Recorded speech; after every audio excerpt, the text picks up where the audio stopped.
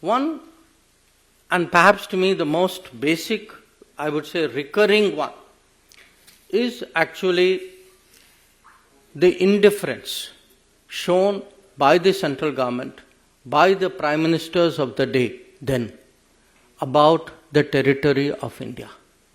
That fact is, they simply did not care.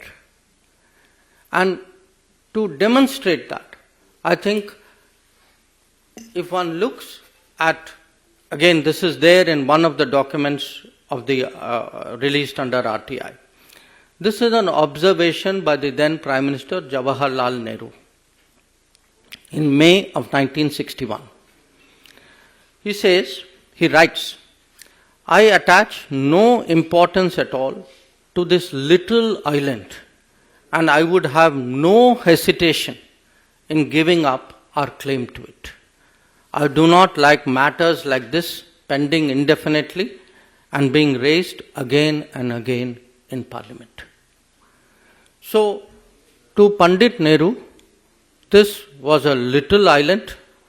It had no importance. He saw it as a nuisance. Why are people bringing it up again and again in Parliament? So, for him, the sooner you give it away, the better. Now, you can say, okay, this was Pandit Nehru's view. Now, I want to read to you. Actually, this was not just Pandit Nehru's view.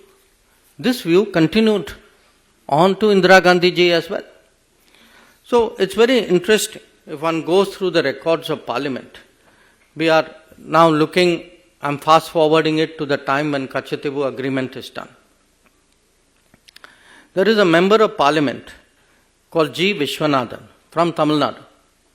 And he says, this is I'm quoting from Parliament records, "We are worried about Diego Garcia, thousands of miles away from Indian territory, but we are not worried about this small island. When we speak of it, the Prime Minister," he is talking about Indira Gandhi ji, "the Prime Minister is said to have remarked in the AICC meeting that this is a little rock. I am reminded of those days when Pandit Nehru called about our northern boundary as a place where not a blade of grass grew. I would like to remind the Prime Minister that after this historic statement by Prime Minister Nehru, Pandit Nehru never regained the confidence of the country. This is going to happen to the Prime Minister when she says this is only a little rock and that there is nothing to worry about the territories of our country." So, as you can see, this is not just one Prime Minister, whether it was Pandit Nehru or whether it was Indira Gandhi. This very dismissive attitude, this little rock, this small island of no importance, this was the historic Congress attitude towards Katchatheevu. Now, again, please don't think it's an individual view. This was actually, in a way, had seeped into the party thinking. So, I will give you another example of it. Same time, there was a very well-known Congress leader, all of you are familiar with his name, he was from Delhi, called HKL Bhagat.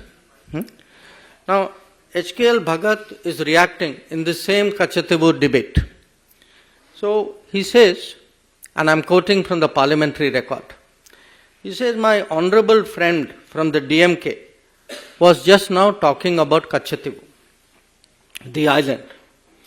It appears to me that the DMK thinks that probably they can desperately cling to this issue and survive in Tamil Nadu. The Jansangh at one time thought they could survive by clinging on to Kutch, but they failed. The DMK is also bound to fail because people of India and the people of Tamil Nadu are mature enough to see that it is in the interests of India, a big and great country, to keep her neighbors, particularly her small neighbors, satisfied." So, please appreciate today how strong, how deep, how pervasive this thinking was. For them sitting in Delhi, this island, this small rock, this island of no importance, this did not matter. It was an inconvenience to be given away so that they, in their minds, could actually get, not just have good relations with a neighbor. They found it irritating, it was coming up in parliament. For them it was a headache. So they saw the territory of India, and when someone says Jansangh also had the same view, yes, there were parties for whom every millimeter of Indian territory mattered. Apparently there were parties to whom even large tracts of Indian territory, as we saw on Aksai Chin, did not matter.